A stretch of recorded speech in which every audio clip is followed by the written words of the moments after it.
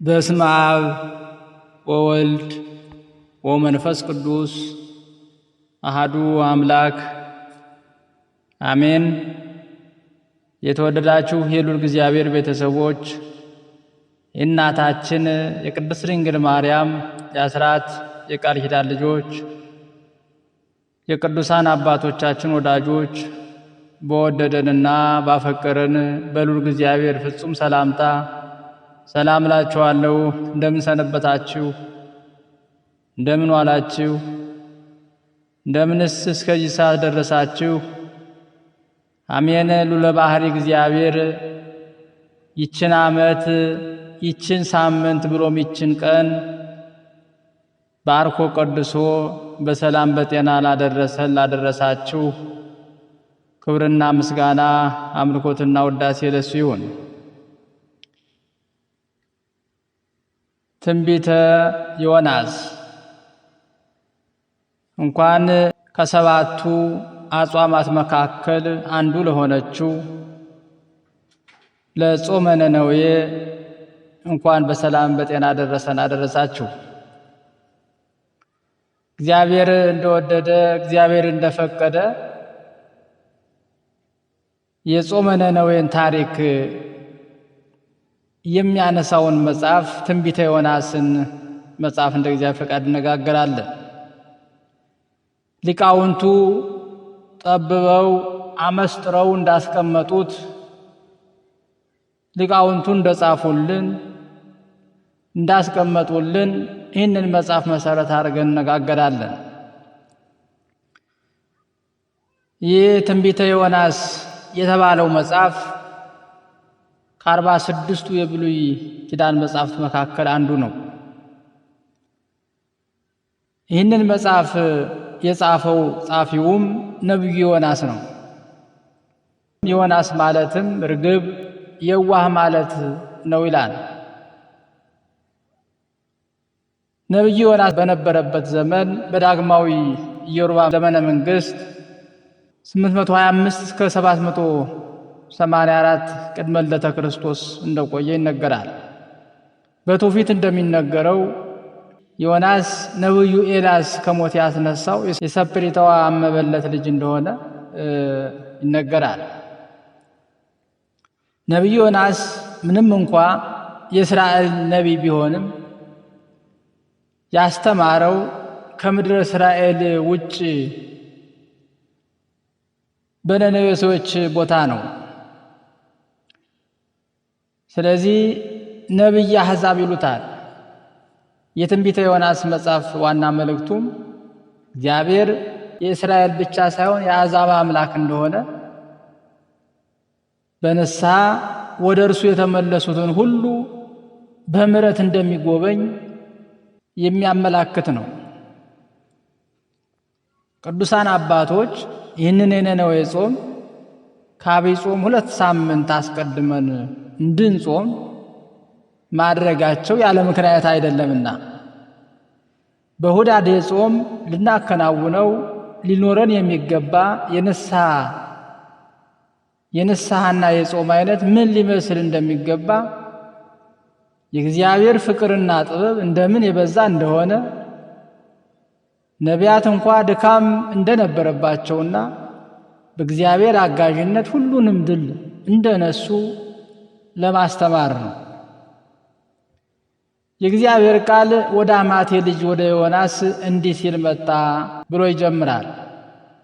ተነስተህ ወደዚያች ሀገር ወደ ነነዌ ሂድና አስተምር፣ ድሃ መበደላቸውን አንድም ከቤተ ጣዖት ገብተው መጮኻቸው በስቷልና አለ እግዚአብሔር። እስራኤላውያን ቃለ እግዚአብሔርን ከመስማት ጆሮአቸው ተደፍኖና ደንቁረው ነበር። ስለዚህ እግዚአብሔር ፊቱን ወደ አሕዛብ አዞረ፣ ዮናስንም ሊልክላቸው ወደደ ይላል። ዮናስ ግን አልታዘዝም አለ፣ ይኮበልልም ዘንድ ተነሳ። ነቢዩ ዮናስ ለምን ይኮበልልም ዘንድ እንዳሰበ ሲናገሩ ሊቃውንቱ ዮናስ ወደ አሕዛብ ሀገር አልሄድም አለ። ሆኖም ግን ጠልቷቸው አልነበረም። የእርሱ ወደ አሕዛብ መላክ የወገኖቹ የእስራኤል መጥፋት የሚያመላክት መሆኑን በትንቢት መነጽር ስላየ ነው እንጂ ብለው ሊቃውንቱ ተረጉሙታል። በዚህም ምክንያት አባቱ ሙሴን መሰለ። ምክንያቱም ሙሴ እስራኤላውያን በበደሉና እግዚአብሔር ሊያጠፋቸው በወደደ ጊዜ ሙሴ እንዲህ ብሎ ነበር፣ ይህን ኃጢአታቸውን ይቅር በላቸው፣ ያለዚያ ግን ከጻፍኸው ከሕይወት መጽሐፍ እባክህ ደምስሰኝ ብሎ ነበር። ዘጸአት ምዕራፍ 32 ቁጥር 32 ላይ። ስለዚህ ሙሴ ከሱ ነፍስ በላይ የእስራኤላውያን መዳን ያስብን ስለነበረ እኔን ደምስሰህ የእነሱን ይቅር በል ብሎ በእግዚአብሔር ዘንድ ሲያማልድ እንደነበረው ሁሉ ሙሴ እንደዚህ በመጸለዩ እስራኤል ከሞት ሊድኑ ይችለዋል። ሙሴም ደግሞ ከሕይወት መጽሐፉ ሳይደመሰስ ቀርቷል። ነቢይ ዮናስ እንደ አዳምና እንደ ቃየል ከእግዚአብሔር ፊት ኮብልሎ በባህር ለመሸሸግ ሞከረ ይላል። አዳም አትብላ የተባለውን በልቶ ሕገ እግዚአብሔርን አፍርሶ ከእግዚአብሔር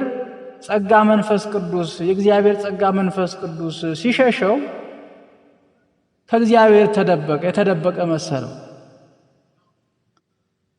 በአትክልቱ ተደበቀ። አዳም ወዴት ነህ አለው። ፈራሁ ተደበቅኩ ብሎ መለሰ። እንዲሁም ቃየል ወንድሙ አቤልን ከገደለው በኋላ ተቅበዘበዘ ይላል።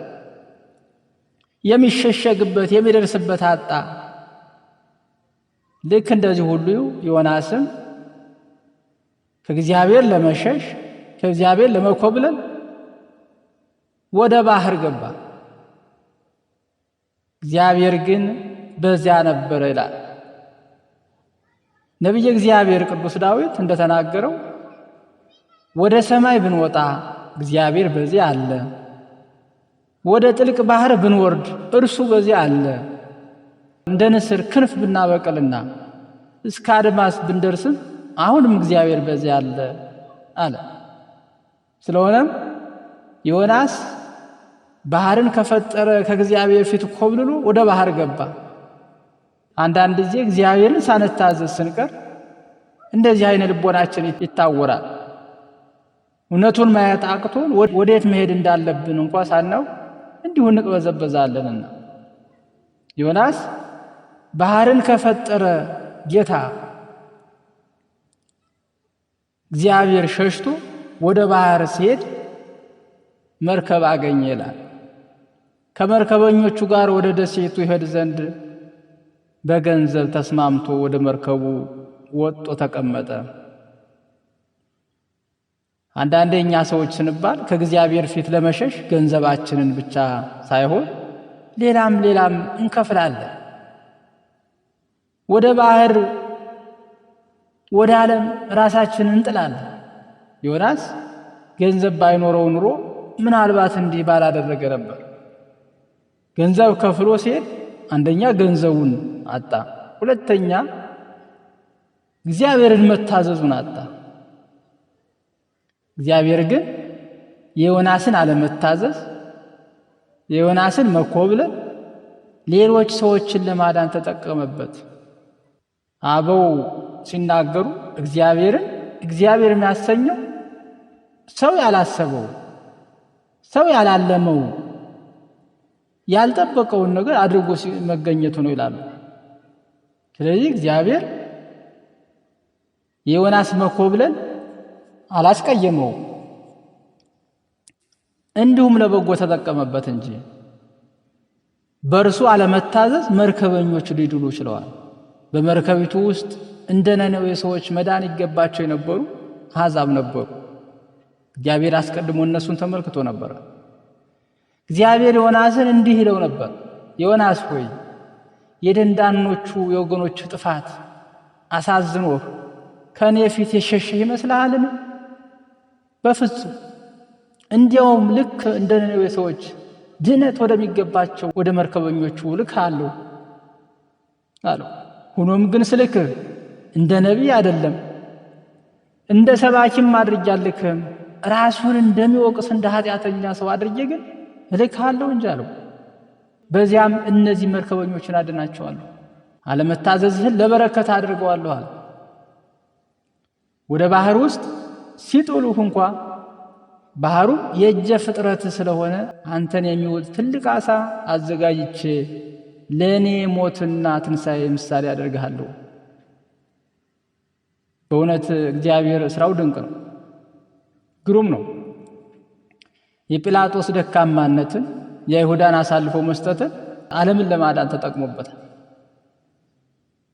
የልቡ ሐሳብ ምን እንደሆነ የሚያውቅ እግዚአብሔር የዮናስን አለመታዘዝ መርከበኞቹን ለማዳን ተጠቀመበትና እግዚአብሔር ጉዛን በሆኑ ነገሮች ዮናስን ይገስጸው ጀመር። ዮናስ ወደ መርከቢቱ ከወጣ በኋላ እግዚአብሔር ጽኑ ነፋስን አመጣ። ነፋሱም አምላኩን ታዞ ስራውን ይሰራ ነበር። ከአምላክ የተላከ መልእክተኛ ነውና ሰዎቹን ለጸሎት ቀሰቀሳቸው። አስቀድሞ ሞገዱን ከፍ ከፍ አደረገው፣ እስኪሰበር ድረስም መርከቡን ስርግርግ አደረገው ይላል። መርከበኞቹም እንሰጥማለን ብለው ፈሩ። ሁሉም ወደ የአምላካቸው ጮኹ። ፍጥረት ሁሉ በእግዚአብሔር የተፈጠረ ስለሆነ ፈቃደ እግዚአብሔርን ይፈጽም ነበር ይላል። ንፋሱን ሲልከው መጣ፣ ዓሣውን ዋጠው ሲለው ዋጠው፣ ትፋው ሲለው ደግሞ ተፋው። በትንቢተ ዮናስ የምናገኛቸው ፍጥረቶች በሙሉ ንፋሱም፣ ዓሣውም፣ ትሉ፣ ፀሐይዋ እግዚአብሔርን ይታዘዙታል። እግዚአብሔርን ከመታዘዝ እምቢ ያለው ነቢይ ዮናስ ብቻ ነበር። ዛሬስ ማን ይሆን ከፈቃደ እግዚአብሔር ፈቀቅ ያለው? እኛ ነን ወይስ ጉዛን ፍጥረቶቹ? ፀሐይዋ አንድም ቀን እንኳ በቃኝ አላለች። ከእንግዲህ ወዲህ አልወጣም አላለች። ዝናብም አልዘንብም አላለ። ምድሪቱም ለሚያራቁጣትና ለሚያጎሳቁላት ሰው ፍሬ አልሰጥም ብላ አታውቅም።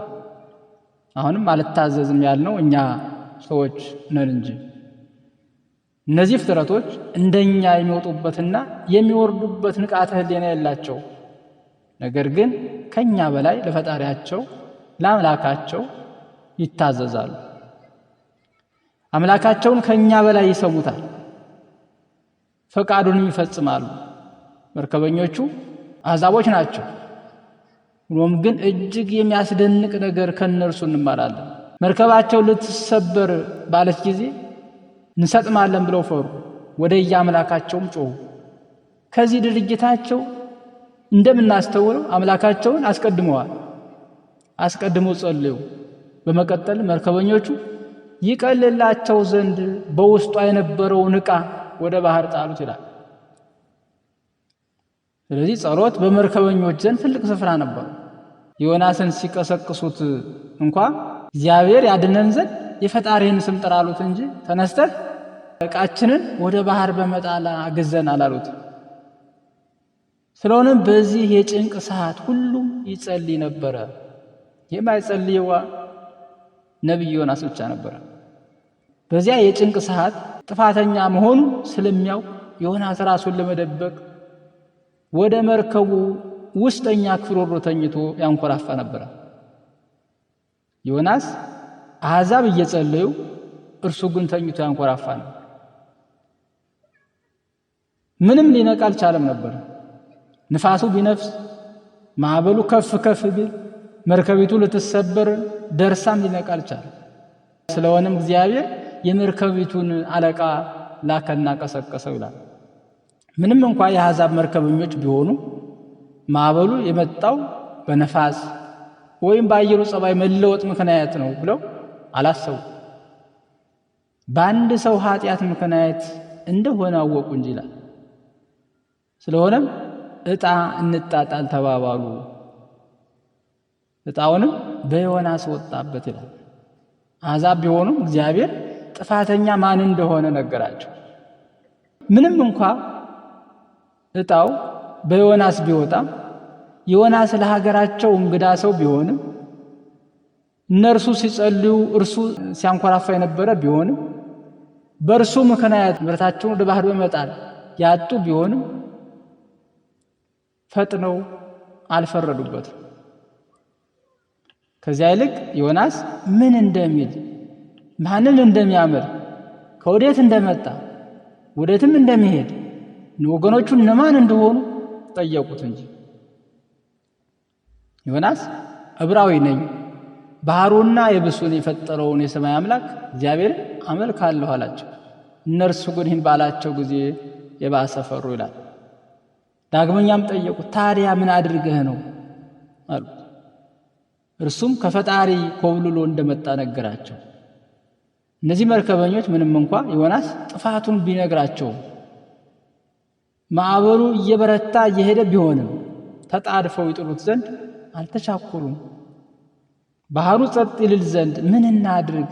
መፍትሄ የምትለውን ስጠን አሉት። ንገረን። ባህሩ ፈጽሞ እየተነሳሳ ነውና ምን ይሻለናል አሉት ይላል። ዮናስ በዛን ጊዜ እኔን አነስታችሁ ወደ ባህር ጣሉኝ፣ ባህሩ ጸጥ ይልላችኋል። ይህ ጽኑ ማዕበል የተነሳባችሁ በእኔ ምክንያት እንደሆነ አውቄአለሁና ጣሉኝ አላቸው። የችግሩ ምንጭ ማን እንደሆነ መፍትሄው ምን እንደሆነ ቢያውቁ ይጥሉት ዘንድ አልወደዱም ይላል። ወደ መሬት ይመለሱ ዘንድ አጥብቀው ቀዘፉ እንጂ ዮናስን ከሞት ያድኑ ዘንድ የሚቻላቸውን ሁሉ አደረጉ። ሆኖም ግን ዮናስ ወደ ባህር ይጣል ዘንድ ፈቃደ እግዚአብሔር ስለነበረ ሳይቻላቸው ቀረ ይላል። በዛን ጊዜ አቤቱ ነቢይህን ልንገድለው አንሻም፣ ሆኖም ቁጣህ ራሱ ተናግሯልና አቤቱ እንደወደድህ እንደምታደርግ ከማዕበል አይተናል እያሉ ንጹሕ ደም እንዳያፈሱ እግዚአብሔርን ይለምኑት ነበረ። መርከበኞች ከጸለዩ በኋላ ዮናስን አንስተው ከባህር ጣሉት። እግዚአብሔር ከእርሱ ጋር ነውና ነቢይ ዮናስ ምንም እንኳ ለወገኖቹ ለእስራኤል አዝኖ አልታዘዝም ቢልም አለመታዘዙ ወደ ሌላ ኃጢአት እንዲገባ ቢያደርገውም አሁንም እግዚአብሔር ዮናስን ይፈልገዋል። ነነዌን ያድናታል። እግዚአብሔር ትዕግሥተኛ ነው።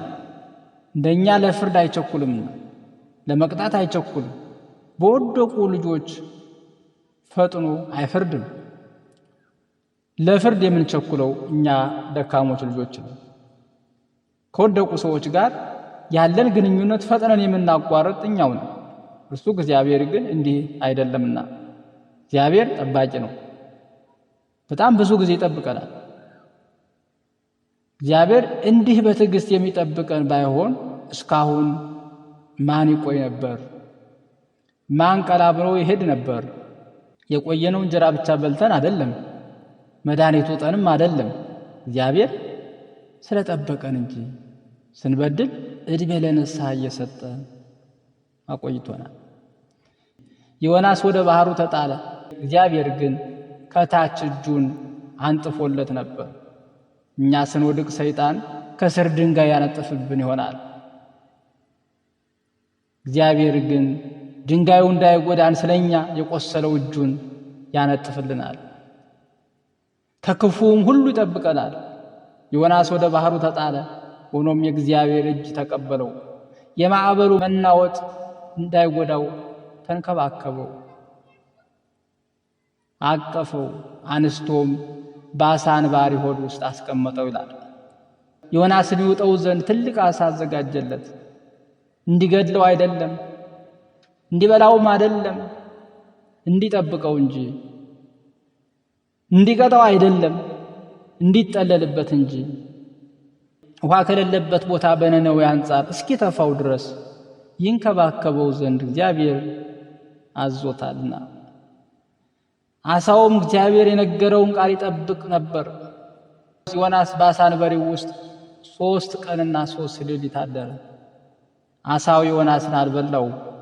ጌታችን ኢየሱስ ክርስቶስ በከርሰ መቃብር አድሮ ሞት እንዳላሸነፈው እግዚአብሔር ያዘጋጀልን ትልቅ አሳ ሲውጠን አንዘር፣ የምናማርን አንሁን። ዮናስ እንዳደረገው በአሳው ውስጥ ሆኖ እግዚአብሔርን አመሰገነው እንጂ። አሳው ቢውጠን ምን እንደማይጎዳን የምናምን እንሁን። የእግዚአብሔርን ትእዛዝ ተላልፎ በእኛ ላይ ምንም አይነት ጉዳት አይደርስብንምና በእግዚአብሔር ሲታዘዝ ዓሣው እኛን የሚተፋበት ጊዜ አለውና ምንም አይነት መከራ ውስጥ ስንሆን የዮናስን አምላክ ከእኛ ጋር እንደሆነ እናስብ። እግዚአብሔር ይህን ዓሣ ወይም ይህን ያመጣው መከራ ያዘጋጀው አንድ ቦታ ወይም መልካም ቦታ ወይም መልካም ምግባር ላይ እስኪንደርስ ድረስ የተዘጋጀ መሆኑን ማመን ያስፈልጋል። አምላኬ ሆይ ይሄ የደረሰብኝ ነገር ምንድነው? ይህ እንዲውጥ ያዘጋጀው ትልቅ ዓሣ ምንድነው? ስለምን አታድነኝም ብለን የምናማርራን ነው። ሁሉም ነገር ለበጎ ነው እንበል። እግዚአብሔር የሚመልስልን መልስ አንድ ነው። ይኸውም ልጄ አትፍሪ፣ አትፍራ፣ ካንተ ጋር ነኝ፣ ካንቺ ጋር ነኝ ይላል። ምንም እንኳ አንተ ዓሣው ውስጥ ብቻህን ያለህ ቢመስልህም እኔ ካንተ ጋር ነኝ፣ አትሸበር ይለናል።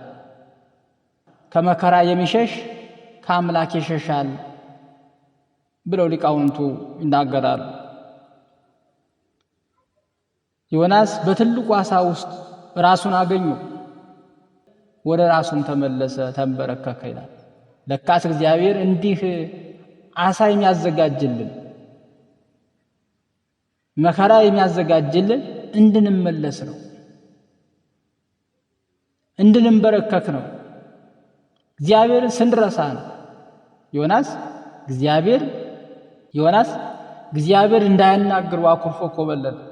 ወዳጁ እግዚአብሔር ግን ልቡ ያመላለሰውን ኩላለት ያጤሰውን ስለሚያውቅ እንዲህ ዓሣን ባሕሪ ያዘጋጀና እንዲያነጋግረው ቀረበ ይላል። ቀርቦም ልጄ ለምን ታኮርፋለህ? ወገኖችህ እስራኤል እኮ እነርሱ ስለተውኝ እንጂ እኔ ትቻቸው አይደለም። እስኪ ንገረኝ፣ ስንቶችን ነቢያቶችን እንደገደሉብኝ፣ ስንቶችን አሰቃዩብኝ፣ ስንቶችንስ ገረፉብኝ። እኔ ለጥቅማቸው ብዬ እንዲህ ባደርግ ስለምን እንዲህ አደረጉብኝ? እንግዲያውስ ና እንታረቅ ይለው ነበር ይላል። ዮናስም ታረቀ፣ ወደ ጥንት ተፈጥሮ ተመለሰ፣ አመነ። ከፊቱም ተንበረከከና አምላኩን ያመሰግነው ጀመር ይላል። መከራ የጸሎት ትምህርት ቤት ናትና ዮናስ በመከራዬ ሳለሁ ወደ አምላኬ ወደ እግዚአብሔር ጮኽሁ፣ እርሱም ሰማኝ አለ። ዮናስ ጸሎቱን ቀጠለ እንዲህ ሲል በጥልቁ ባሕር ውስጥ ሳለሁኝ አንድም በዓሣው ሆድ ውስጥ ሳለሁ ማለቱ ነው። የልመናዬን ነገር ሰማኝ። በጥልቁ ባሕር ውስጥ ጣልኸኝ፣ ውሃዎች ከበቡኝ፣ ማዕበሉና ሞገዱም ሁሉ በላይ ያለፈ። እኔም ከባለሟልነት እንደወጣሁ ቀረሁኝ አልሁኝ። ነገር ግን ከዚህ ከአንባሪ ሆድ ወጥቼ ወደ ቤተ መቅደስ እመለከታለሁ አልሁኝ። እንደሚወጣ አምኖ አመሰገነ ዮናስ። ስለሆነም ጸሎቱ እንዲህ በማለት ደመደመው ይላል። ውሃው ሰውነቴን እስከሚያሰጥም ደርሶ ስርግርግ አደረገኝ፣ ከበበኝ። እነሆ ራሴ በተከፈለው ተራራ ይላል። በዓሣው አንጀትና ጉበት መካከል ነው። መልክ በጣሉት ጊዜ ወደ ታች እንዲወርድ ወደ ጥልቁ ወረድሁኝ። አንተ ግን አምላኬ ሕይወቴን ከጥልቁ አወጣኸኝ። ሰውነቴ በመከራ እለይ እለይ ባለችብኝ ጊዜ አንተን አሰብሁ። ጸሎቴም በፊትህ ወደ መመስገኛ ቦታ ወደ ጽራራያም ገባች።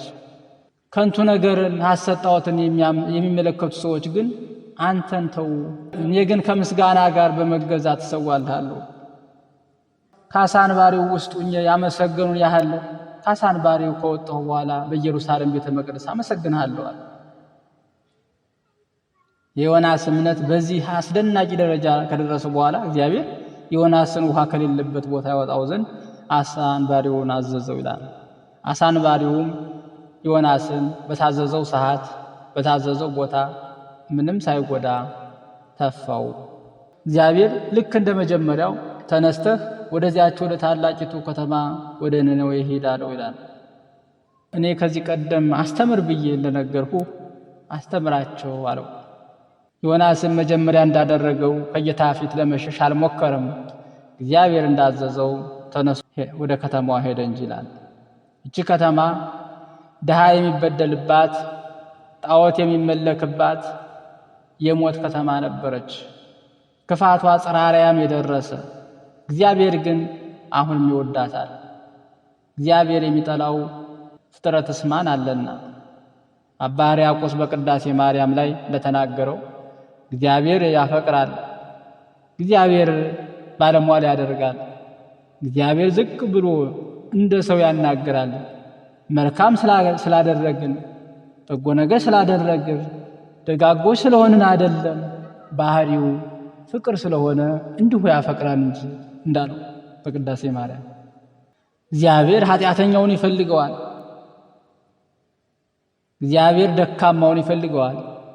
እርሱ የሚጠላው ኃጢአትን እንጂ ኃጢአተኛውን አይደለምና እግዚአብሔር የሚጸየፈውን የነነዌ ኃጢአት እንጂ የነነዌን ሰዎች አልነበረም።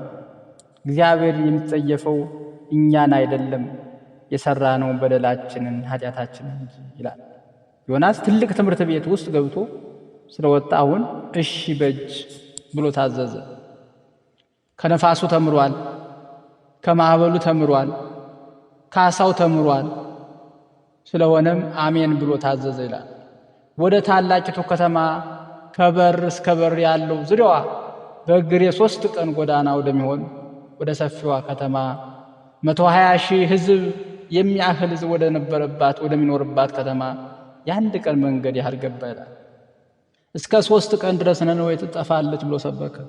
የነነዌ ሰዎችም በዚህች አጭር ቃል ብቻ እጅግ የሚያስደንቅ ፍሬን አፈሩ። እግዚአብሔር የተናገረውን አመኑ። ከሊቅ እስከ ደቂቅ ማቅ ለበሱ። ልባቸው ተሰበረ። ልብሳቸውን ትተው አመድ ነስንሰው ንስሐ ገቡ ይላል። ንጉሡም ይህንን ሰምቶ ከዙፋኑ ወረደ፣ ማቅ ለበሰ፣ አመድ ነሰነሰ፣ ንስሐ ገባ። ሰውና እንስሳ ላምና በግ ከምግብ ተከለከሉ። ወደ ሳር አልተሰማሩም፣ ውሃ አልጠጡም። ሁሉም ጾሙ። እንስሳቱም ጭምር አንድ ሆነው ወደ እግዚአብሔር በብርቱ ጮኹ ይላል። ሁሉም ክፉ ሥራቸውን፣ ቅሚያና ስርቆታቸውን፣ ዝርፊያቸውን ትተው በእጃቸው የሚሰሩትን ጣዖት ትተው እግዚአብሔር ያዘዘልን እንደሆነ ማን ያውቃል? ያመጣውን መቅሰፍትስ ይመልስ እንደሆነ ማን ያውቃል አሉ። የከተማይቱ ሕዝብ በሙሉ ወደ ታላቁ አምላክ በአንድ ላይ ጮኹ። ሁሉም ስለ ኃጢአቱ አለቀሰ፣ ስለ ኃጢአቱ ማቅ ለበሰ። ንጉሡም ሳይቀር ምድራዊ ልብሱን ጥሎ ከእናቴ ሆድ ራቁቴን ወጣሁ አለ። ባዶነቱን ገለጸ። ንጉሥ ቢሆንም ወራዳነቱን መሰከረ ይላል። እግዚአብሔርም ከክፉ ሥራቸው እንደተመለሱ አየ። ሐዘናቸውን ተመለከተ። ጾማቸውና ጸሎታቸውን ተመለከተ። ጸሎታቸውና ጾማቸው የመመለሳቸው ፍሬ ነበርና ስለሆነም በእነርሱ ላይ ያደርገው ዘንድ ከተናገረው ክፉ ነገር ከማድረግ ተመለሰ። ክፉ ነገርን አላደረገባቸውም። እግዚአብሔር ደጋግሞ ይችን ከተማም ታላቂቱ ከተማ፣ ታላቋ ከተማ ብሎ ይጠራት ነበረ። ታላቅነቷ 120,000 ሕዝብ በመያዟ አይደለም። ታላቅነቷ ከበር እስከ በር ያለው ዙሪያዋ በእግር 3 ቀን ስለሚያስጉዝም አይደለም። ታላቅነቷ ንስሐ ነው እንጂ ይላል። ታላቅነቷ እጅግ አስደናቂ የሆነና ፈጣን መልስ መመለሷ ነው። የነነዌ ሰዎች የመመለስ ምስጢር ምን ነበር ቢሉ የመመለሳቸው ምስጢር የልባቸው ዝግጁ መሆን ነበር። የልባቸው ዝግጁ መሆን ነቢይ እንዲላክላቸው አድርጓቸዋል። የልብ ዝግጁነት በንስሐ ላይ እንዲህ ታላቅ የሆነ ሚናን ይጫወታል። የነነዌ ንስሐ እንዲሁ ከውጭ ለታይታ አልነበረም፣ ከውስጥ ከልብ የመነጨ ነው እንጂ። እንዲህም ስለሆነ ጌታ አመስግኗቸዋል። ለትውልድ መፈራረጃ እንደሚሆኑም ተናግሮላቸዋል። ማቴዎስ ወንጌል ምዕራፍ 12 ቁጥር 41። አጠቃላይ ከዚህ የትንቢተ ዮናስ መጽሐፍ እጅግ ብዙ ነገሮችን ተመልክተናልን አይተናልን እናምናለን።